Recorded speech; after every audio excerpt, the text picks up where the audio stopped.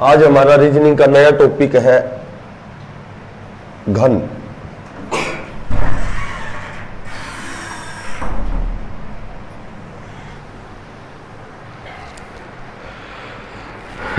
देखो, सबसे पहले तो लिखो, एक घन में 6 फलक होते हैं, 3 भुजाएं होती हैं और तीनों बराबर होती हैं। एक घन में 3 भुजाएं होती हैं और तीनों भुजाएं बराबर होती हैं।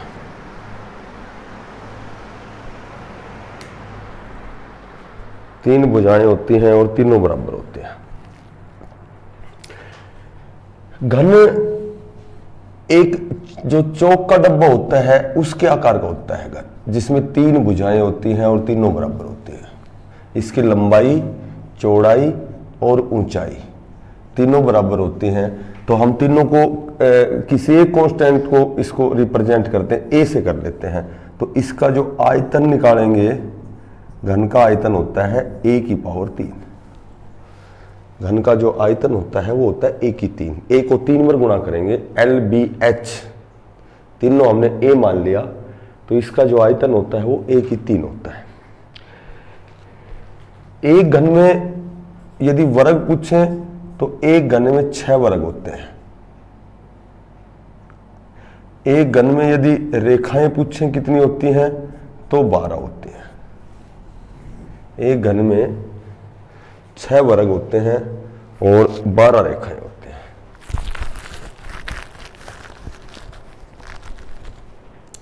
ऐसे देखो, 4 सेंटीमीटर का एक घन, इसे रंग कर 1-1 सेंटीमीटर के बराबर बराबर टुकड़ों में काटा गया है। देखो, इसमें यदि क्वेश्चन आएगा बराबर बराबर टुकड़ों में काटा गया, इसमें क्वेश्चन आएंगे तो 5 क्वेश्चन आएंगे। इसमें निर्देश दे देंगे, इंस्ट्रक्शन देंगे, और इसमें कम से कम 5 क्वेश्चन आएंगे। बराबर बराबर टुकड़ों में काटा गया है, तो कुल टुकड़ों की संख्या क्या है? सबसे जो पहला क्वेश्चन लिखोगे कि कुल टुकड़ों की संख्या क्या है।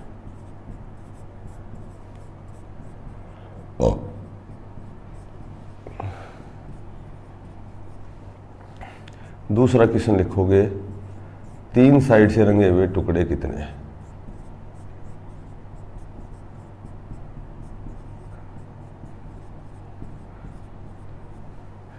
तीसरा क्वेश्चन है कि 2 साइड से रंगे हुए टुकड़े कितने हैं।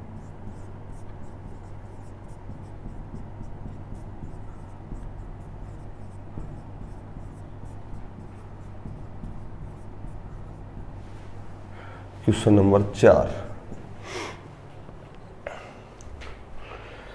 3 साइड से रंगे हुए टुकड़े कितने हैं, 2 साइड से रंगे हुए टुकड़े कितने हैं और 1 साइड से रंगे हुए टुकड़े कितने हैं।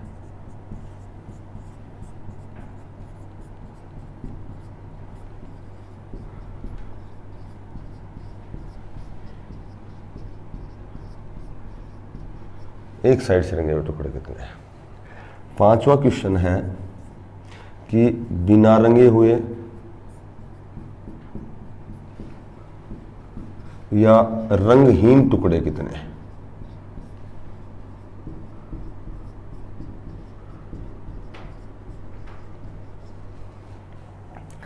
छठा क्वेश्चन है बिना रंगे हुए या रंगहीन टुकड़े कितने हैं, और इसमें छठा क्वेश्चन है कम से कम 2 साइड से रंगे हुए टुकड़े कितने हैं।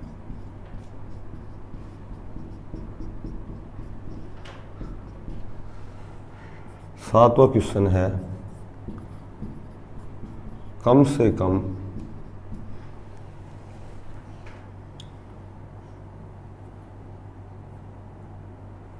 1 साइड से रंगे हुए टुकड़े कितने हैं।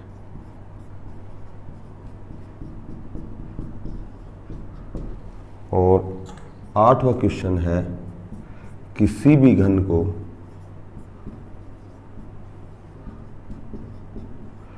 कितनी बार काटा जाएगा।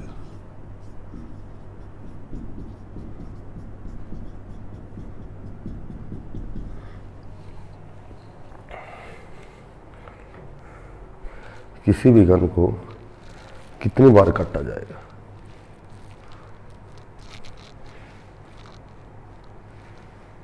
देखो टोटल क्वेश्चन 8 है, इसमें आएंगे कम से कम 5 क्वेश्चन। जब भी कुल टुकड़ों की संख्या निकालनी हो तो एक छोटी सी बात याद रखनी है कि कुल टुकड़ों की संख्या हमेशा n की पावर 3 होती है। n को 3 बार गुणा करेंगे। अब n क्या है, देखो n क्या है, यहां n है जितने सेंटीमीटर का घन है। n का मान है जितने सेंटीमीटर का घन है, जितने सेंटीमीटर का घन अपॉन जितने लंबाई के टुकड़े हैं।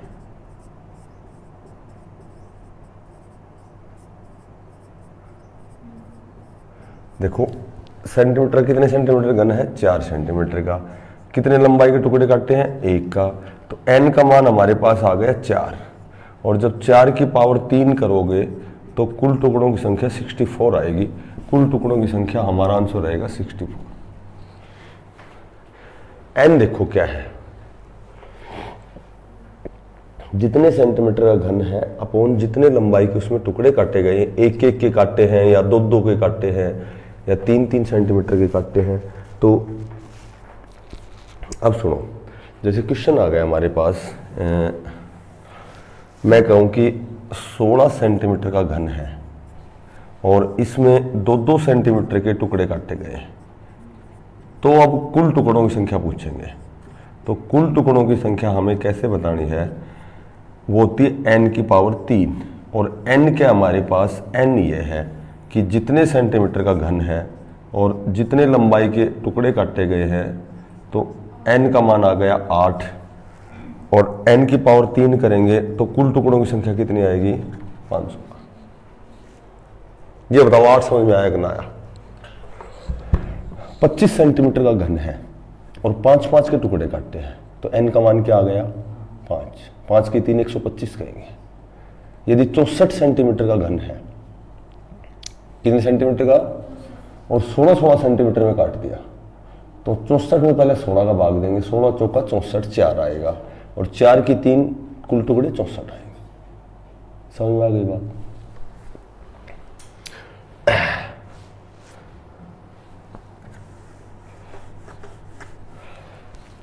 क्वेश्चन नंबर 2 लिखो, 3 साइड से रंगे हुए टुकड़े कितने हैं। तो 3 साइड से रंगे हुए, हमेशा ध्यान रखना कि 3 साइड से जो रंगे हुए टुकड़े होते हैं, घन इस आकृति का होता है। 3 साइड से रंगे हुए, 1 कॉर्नर, 2 कॉर्नर, 3 कॉर्नर, 4 कॉर्नर, 4 ऊपर से और 4 नीचे से। तो 3 साइड से रंगे हुए टुकड़े हमेशा 8 होते हैं। ऐसे लिखो, 3 साइड से रंगे हुए टुकड़े हमेशा 8 होते हैं, चाहे घन कितने भी सेंटीमीटर का हो। जरूरी नहीं कि वो 4 ही सेंटीमीटर का है, 5 का, 8 का, 20 का, 64 का, 92 का, कितने भी सेंटीमीटर का घन हो, 3 साइड से रंगे हुए टुकड़े तुम्हें हमेशा 8 बताने हैं।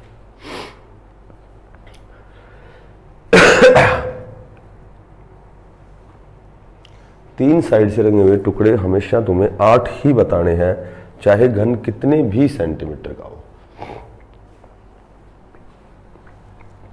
अब बात आए कि 2 साइड से रंगे हुए टुकड़े कितने हैं।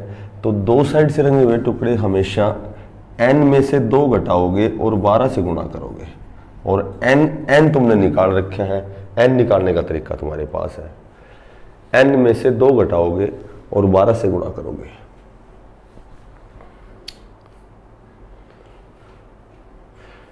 क्योंकि एक घन में 12 रेखाएं होती है।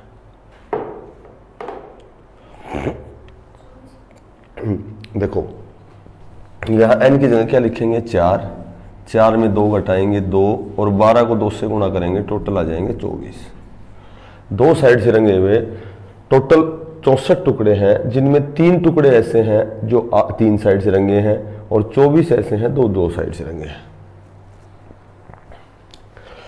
अब बात आएगी कि एक साइड, अच्छा वो n की जगह देखो, यदि 20 सेंटीमीटर का घन है और उसे 5-5 सेंटीमीटर में काट दिया तो n का मान क्या आएगा ये बताओ पहले तो n की जगह तुम्हें 4 लिखना है। यदि 4-4 सेंटीमीटर में काटते हैं तो n की जगह क्या लिखोगे? क्लियर है कि नहीं बताओ पहले ये बात। अब बात आएगी कि एक साइड से रंगे हुए टुकड़े कितने हैं। तो एक साइड से रंगे हुए टुकड़े तुम्हें ध्यान रखना है, n में से 2 घटाओगे, इसका स्क्वायर करोगे और 6 से गुणा करोगे। एक साइड का ये सूत्र होता है, n में से 2 घटाओगे, उसका स्क्वायर करोगे और उसको 6 से गुणा करोगे। n - 2 की स्क्वायर गुणा 6,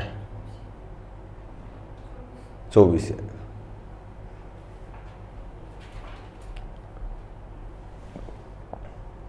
क्लियर? बिना रंगे हुए टुकड़े, टोटल टुकड़े 64, 3 साइड से तुमने 8 निकाल दिए, 2 साइड से 24 निकाल दिए, एक साइड से भी 24 निकाल दिए, टोटल हो गए 56 है 64। ये 3 साइड से, 2 साइड से, एक साइड से। बिना रंगे हुए टुकड़े कितने आएंगे? 64 में से 56 घटाओगे 8 आएंगे। और यदि सूत्र याद रखते हो कि बिना रंगे हुए टुकड़े कितने हैं तो n में से 2 घटाओगे और इसकी स्क्वायर करोगे, इसका घन करोगे। n में से 2 घटाओगे, उसका घन करोगे। जो भी n का मान है उसमें 2 घटाओगे और उसकी क्यूब करोगे।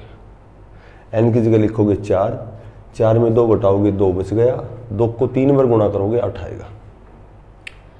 यदि सूत्र भूल जाओ तो इस तरह कर लेना। अब ये कह रहा है कि कम से कम 2 साइड से रंगे हुए टुकड़े कितने? कम से कम। कम से कम का मतलब है कि चाहे वो 2 साइड से हो और चाहे 3 साइड से हो। तो कम से कम 2 साइड में, 2 साइड से रंगे हुए टुकड़े निकालोगे और इसमें 3 साइड के और जोड़ दोगे तो ये होते हैं 32। लिखो क्वेश्चन नंबर 6। कम से कम 2 साइड से टुकड़े बताने के लिए, कम से कम 2 साइड से रंगे हुए टुकड़े बताने के लिए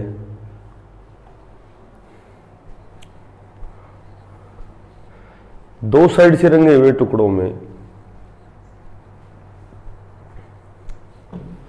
2 साइड से रंगे हुए टुकड़ों में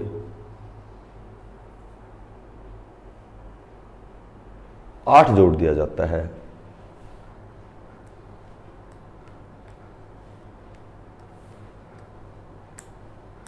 आठ जोड़ दिया जाता है क्योंकि 3 साइड से रंगे हुए टुकड़े 8 होते हैं। क्योंकि 3 साइड से रंगे हुए टुकड़े हमेशा 8 होते हैं। 3 साइड से रंगे हुए टुकड़े हमेशा 8 होते हैं।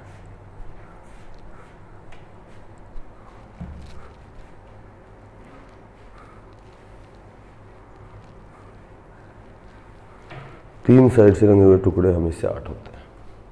और कम से कम 2 साइड में, चाहे 2 साइड के हो चाहे 3 साइड के हो। अब बात आई कम से कम 1 साइड के, तो इसमें चाहे 3 साइड के हो, चाहे 2 साइड के हो और चाहे 1 साइड के हो। तो इसमें कम से कम 1 साइड में जैसे कुल टुकड़े होते हैं, कुल टुकड़े होते हैं, इसमें से बिना रंगे हुए घटाने हैं, बिना रंगे हुए घटाने हैं। तो कुल टुकड़े हैं 64 हमारे पास, बिना रंगे हुए 8, तो आ गए 56। एक तरीका तो ये होता है, एक तरीका होता है 3 साइड के लो, 2 साइड के लो, 1 साइड के लो, तीनों को जोड़ दो तो 56 आएंगे। चाहे तो कुल टुकड़ों में बिना रंगे हुए घटाओ, ये टोटल रंगे हुए आ जाएंगे, 1 साइड वाले भी, 2 साइड वाले भी, 3 साइड वाले भी, या फिर तीनों को अलग अलग जोड़ दो। और चाहे वो कितने भी सेंटीमीटर का हो, किसी भी घन को हम कितनी बार काट सकते हैं, किसी भी घन को हम n में से 1 घटा करके 3 से गुणा करोगे इतनी बार काटते हैं। किसी भी घन को हम n में से 1 घटाओगे और 3 से गुणा करोगे, वो घन चाहे कितने भी सेंटीमीटर का हो। n का मान मैंने निकालना बता रखा है तुम्हें, ठीक है।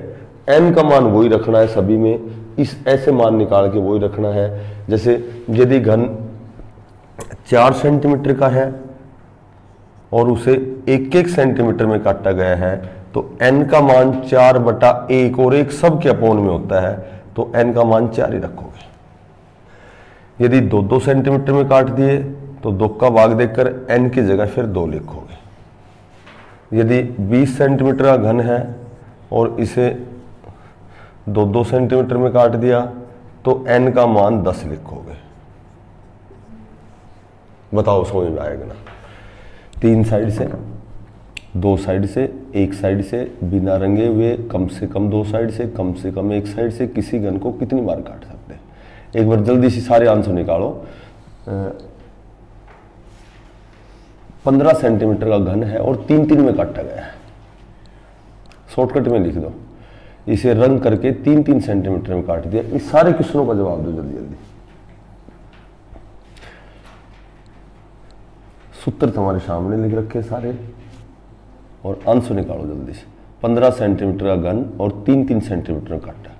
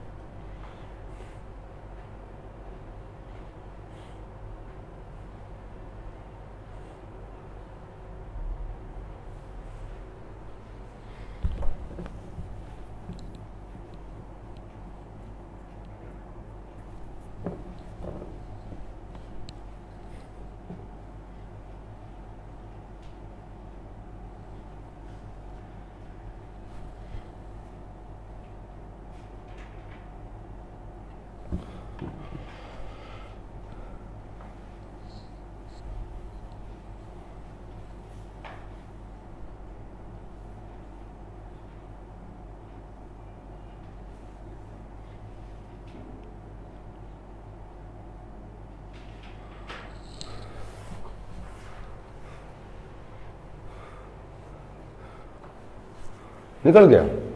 देखो ये घन 15 सेंटीमीटर का और 3-3 में काट दिया तो n का मान तो सीधा 5 ही आ गया। ठीक है, तो 125 तो कुल टुकड़े आ गए। 2 साइड का सूत्र होता है n - 2 × 12। n की जगह 5 लिखेंगे, 3 12 या 36 ही आ गया। ठीक है, और उसके बाद में 36 ही आ गया। एक साइड से n में से 2 घटा करके स्क्वायर करेंगे, गुणा 6 करेंगे तो ये 9 × 6 = 54 ही आ गया। और भाई बिना रंगे हुए n में से 2 घटाकर उसकी पावर 3 करेंगे, 27 ही आ गया। कम से कम 2 साइड में दो साइड से रंगे हुए टुकड़ों में 8 जोड़ेंगे 44 ही आ गया। एक साइड में कुल टुकड़ों में से बिना रंगे हुए घटाएंगे 27 घटाएंगे तो 98 ही आएगा। ठीक है। और किसी घन को कितने प्रकार से काट सकते हैं, तो इस घन को हम 12 बार काट सकते हैं। देखो कहां समझ में आया।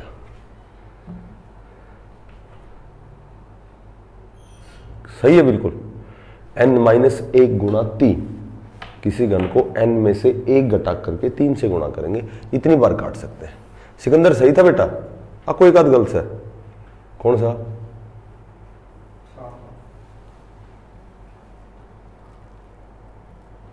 अच्छा, ये कम से कम एक साइड वाला, ये तीनों को जोड़ दे।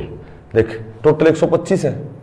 ठीक है, तो कम से कम एक साइड में बिना रंगे हुए कितने तुम्हारे पास, या नु कर लो, 3 साइड से 8 हो गए, 2 साइड से 36 हो गए, एक साइड से 54 हो गए, इनको जोड़ दे। 8 6 14 4 18 98 आ गए। या फिर कुल टुकड़ों में से जो बिना रंगे हुए हैं 27 ही घटा दे, कम से कम एक साइड से आ जाएगा।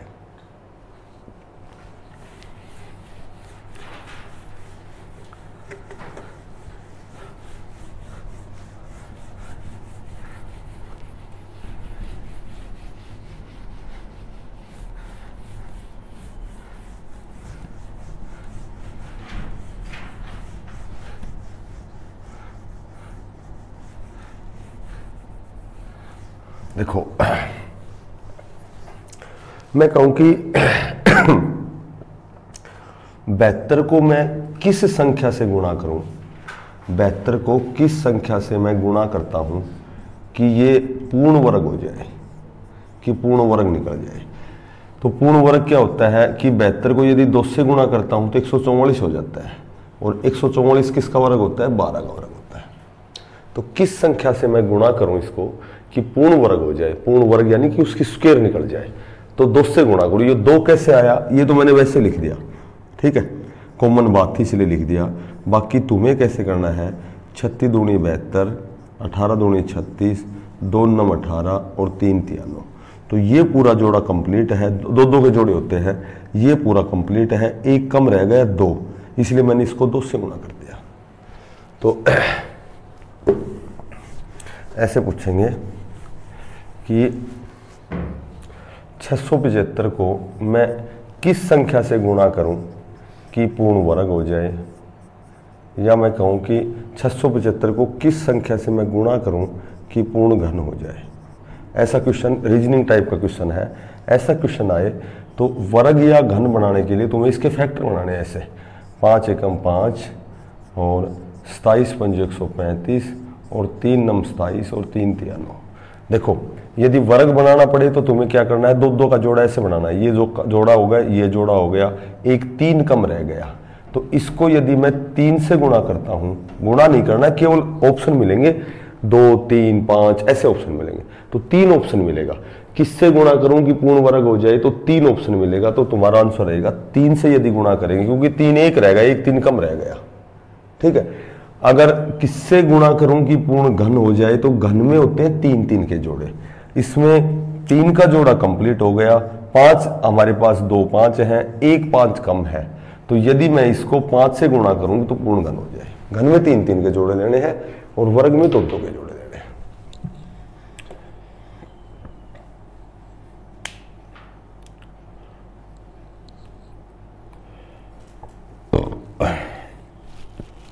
ऐसे लिखो, पूर्ण वर्ग बनाने के लिए 2 2 के जोड़े में जो संख्या कम रह जाए वही आंसर होता है। पूर्ण घन बनाने के लिए 3 3 के जोड़े में जो संख्या कम रह जाए वही आंसर होता है।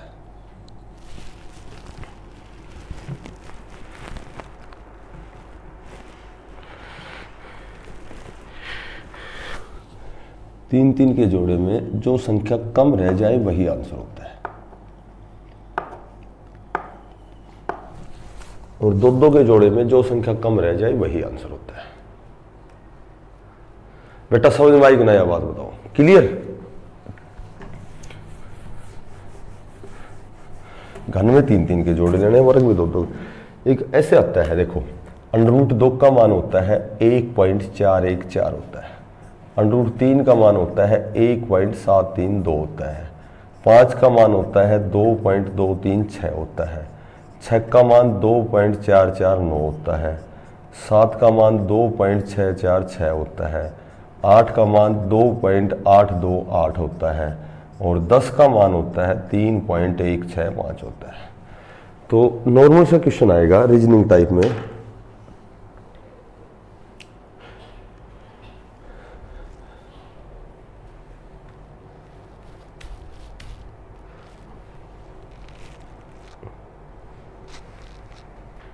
देखो ऐसे करना है कि नॉर्मल टाइप में क्वेश्चन आए ना तो सीधा डायरेक्ट ऐसे क्वेश्चन आएगा 1/√3 का मान क्या है, जैसे ऐसे क्वेश्चन आएगा। ये क्वेश्चन ये आ गया बस 1/√3 का मान क्या है।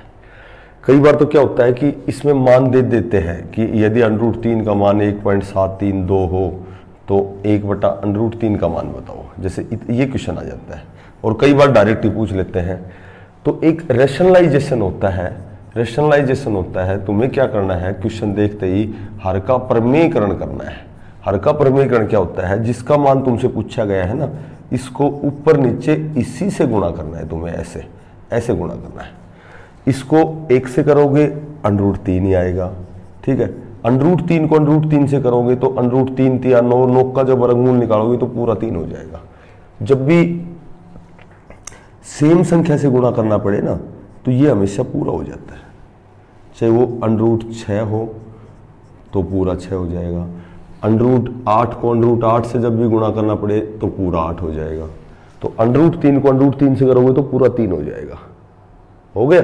या तो इसका मान हमें दे रखा है, √3 का मान, इसका मान या तो हमें दे रखा है या हमें याद है, ठीक है, ये याद है, या फिर हमें निकालना आता है, मैंने निकालना सिखा रखा है तुम्हें, नॉन परफेक्ट नंबर का स्क्वायर रूट निकालना सिखा रखा है। तो इसका मान तो देख करके लिख देंगे और उसमें 3 का जब भाग देंगे तो 3 पंजू 15, 3 सत्ता 21, इसका आंसर आएगा 0.577। ऐसे निकालेंगे। एक बार निकाल के दिखाओ, 1/√5 का मान निकाल के दिखाओ जल्दी से।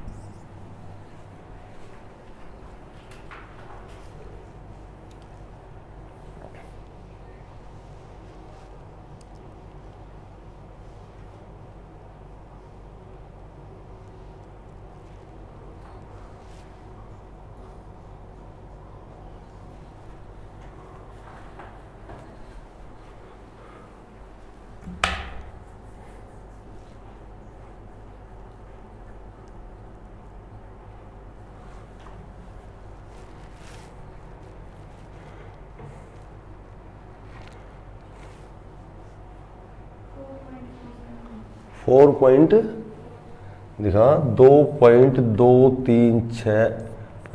बेटा ये पहले पॉइंट तो पहले लग गया, 5 चौका 20, 5 चौका 20, 5 7, ठीक है, पॉइंट तो पहले लगा क्योंकि 2 में तो भाग जा ही नहीं रहा।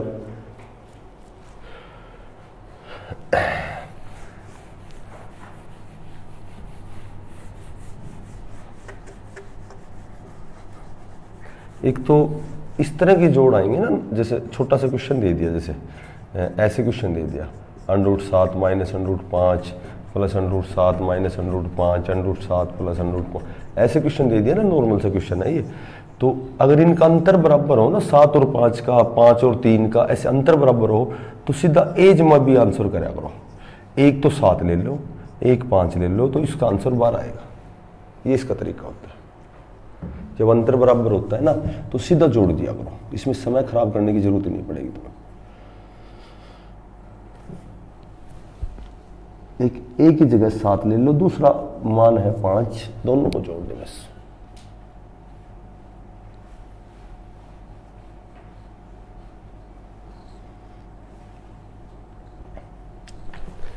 ठीक है। एक इस तरह क्वेश्चन आए ना, नॉर्मल सा क्वेश्चन, जैसे हमें दे दिया 7 जमा 2 वर्गमूल 10, इसका वर्गमूल क्या होगा। वर्गमूल स्क्वायर रूट क्या होता है, जैसे 64 का स्क्वायर रूट होता है 8 होता है, ठीक है।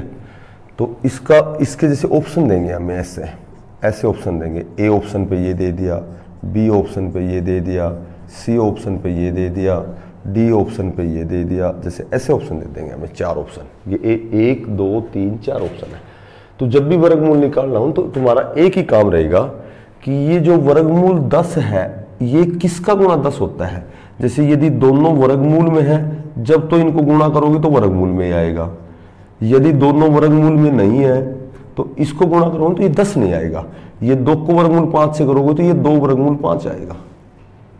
जैसे मान लो ये बताओ 5 को √2 से गुणा करना है, तो पता है इसका गुणा क्या आएगा, 5 √2 आएगा। और यदि √5 को √2 से गुणा करोगे तो ये √10 आएगा। तो मोटी बात यह है, इन ऑप्शन में से उस ऑप्शन को चूज करना है, उसका चयन करना है जिनका गुणा वर्गमूल 10 आ जाए। तो इसका गुणा होता है 5 दूनी 10। या तो ऑप्शन ए हमारा करेक्ट है क्योंकि दोनों का गुणा इसके बराबर है। और दूसरी जो कंडीशन है, यहां जमा है तो वर्गमूल जमा में ही आएगा, यदि यहां माइनस है तो वर्गमूल माइनस में आएगा। दो ही बातें हैं। ऐसे लिखो, पहले तो क्वेश्चन लिखो ये,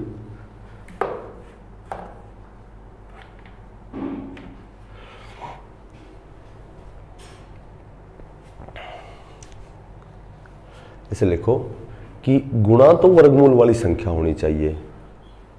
ऐसा विकल्प ही हमारा आंसर होता है कि गुणा तो वर्गमूल वाली संख्या होनी चाहिए।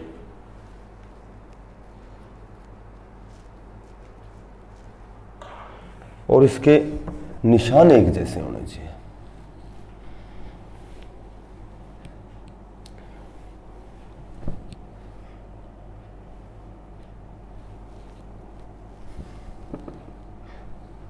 और निशान एक जैसे होने चाहिए।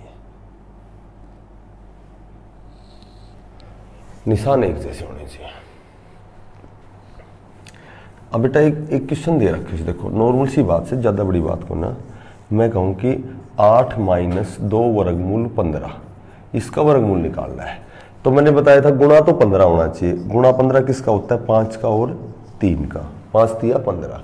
यदि यहां निशान माइनस है तो वर्गमूल माइनस में ही आएगा, यदि निशान प्लस का है तो वर्गमूल प्लस में आएगा। बस ये छोटी सी बात याद रखनी, तो क्लियर है। चले आगे।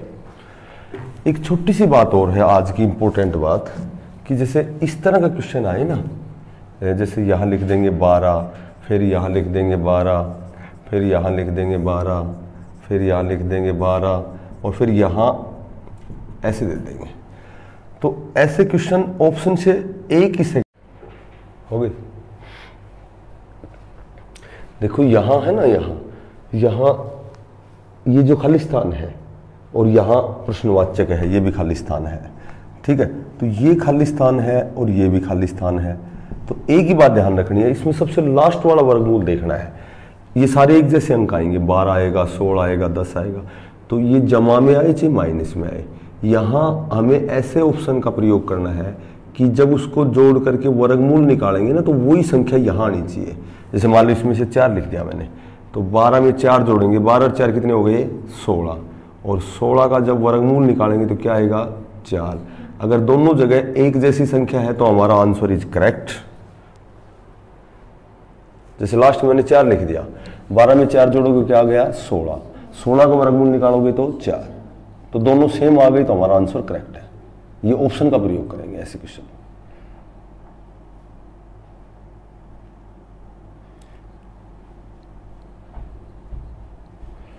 जैसे मान लो मैंने लिख दिया 110 लिख दिया, माइनस में कर दिया अब की बार 110, 110। जैसे ऑप्शन लिखूं मैं 10, 12, 15 और 20। तो यहां ऐसी संख्या लिखो कि घटाने के बाद उसका मान निकालेंगे ना, वर्गमूल निकालेंगे तो वही संख्या आएगी। जैसे मान लो मैंने ऑप्शन में 10 ले लिया, यहाँ 10 लिख दिया, 110 में से 10 गया तो क्या बचेगा, 100। 100 का वर्गमूल क्या आएगा, 10। तो इसका आंसर क्या आएगा, ऐसे करना है।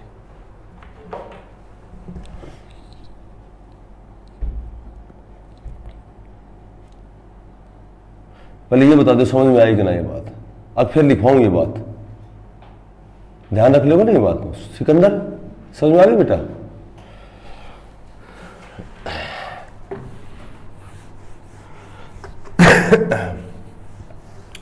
कल बताया था पल्लव वंश और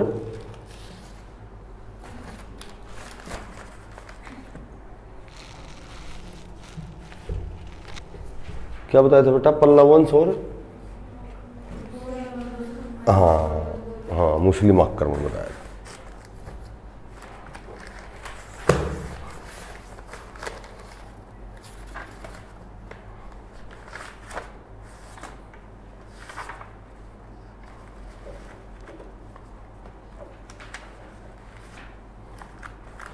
पल्लव वंश की पहले तो राजधानी बता दो क्या है?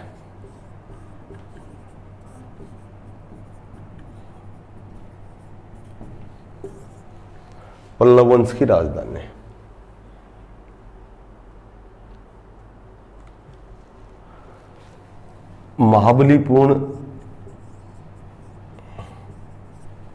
महाबलीपुरम जो मंदिर था उसका निर्माण किसने करवाया था?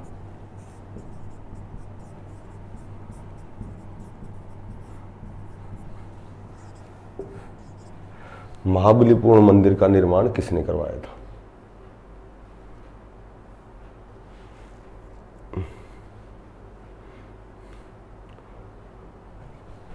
चोल वंश की स्थापना किसने की?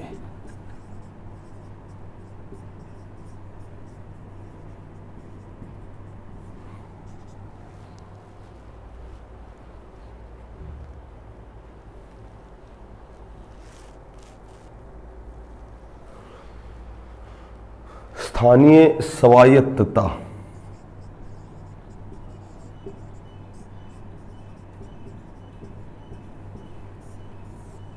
किस वंश की विशेषता थी?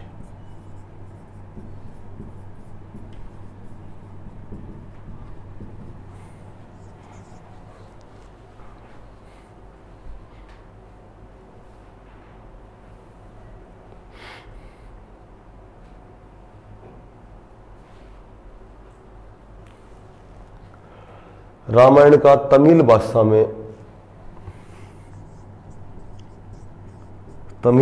में रामायण किसने लिखी?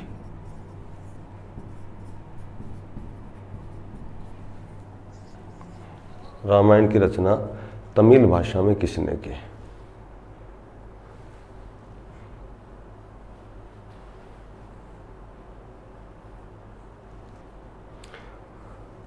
महमूद गजनवी ने कितने आक्रमण किए?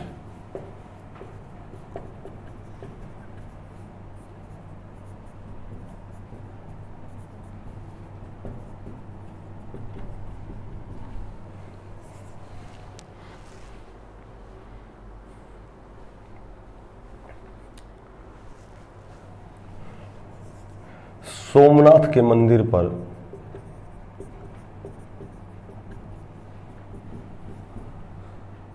कब आक्रमण किया और यह आक्रमण कौन सा था? टोटल 17 आक्रमण किए।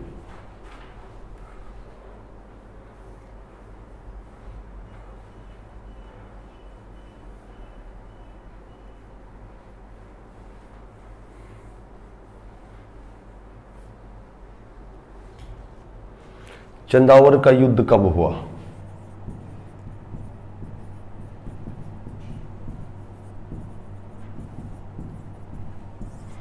चंदावर का युद्ध कब हुआ?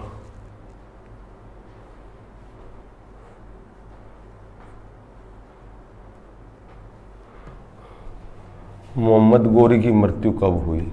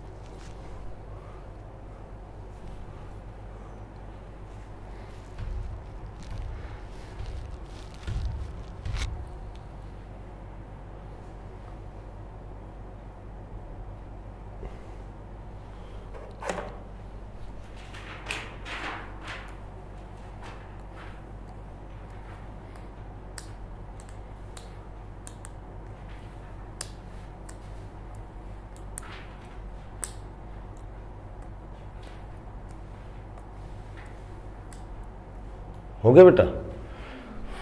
पल्लव की तो सबने मेरे कांची, इसकी राजधानी थी कांची।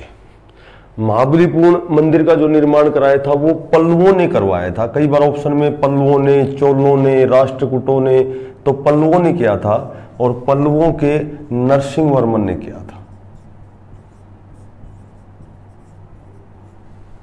पल्लवों के शासकों ने किया था महाबलीपुरम का निर्माण, नरसिंह वर्मन ने किया था। चोल वंश की जो स्थापना की थी वो विजयालय ने की थी, विजयालय।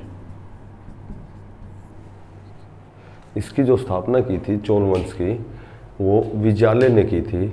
और जो स्थानीय स्वायत्तता है वो किस वंश की विशेषता है? वो चोल वंश की विशेषता है। स्थानीय स्वायत्तता किस वंश की विशेषता है? वो है चोल वंश की विशेषता है। तमिल रामायण की जो रचना की थी वो कंबन ने की थी, कंबन ने की थी। महमूद गजनवी ने टोटल 17 आक्रमण किए हैं। 1000 ईस्वी से 1030 में इसकी मृत्यु हो गई थी, तो इसका शासनकाल 1000 से 1030 ईस्वी था। 1030 में मोहम्मद गजनवी की मृत्यु हो गई थी। और सोमनाथ का जो मंदिर था यह 1025 में इसमें आक्रमण किया था और ये 16वां आक्रमण था।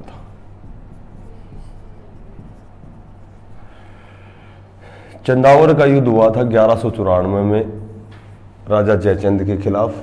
चंदावर का युद्ध 1191 में और 1192 में त्राइन के 2 युद्ध हुए थे। इसमें पृथ्वीराज चौहान जीता था और इसमें गौरी जीता था। त्राइन के 2 युद्ध हुए थे 1192 और 91 और 92। तो जिसमें 91 में तो पृथ्वीराज चौहान की विजय हुई थी और 1192 में हुई थी मोहम्मद गौरी की विजय हुई थी, जब उसने पृथ्वीराज चौहान की आंखें निकाल ली थी। चंदावर का युद्ध हुआ था 1194 में। गौरी की मृत्यु खोखरों ने की थी 1206 में। खोखर कोई जाति थी, खोखरों ने, उसकी मृत्यु किसने की थी? तो एक खोखर एक जाति थी, उस जाति ने इसकी हत्या की थी।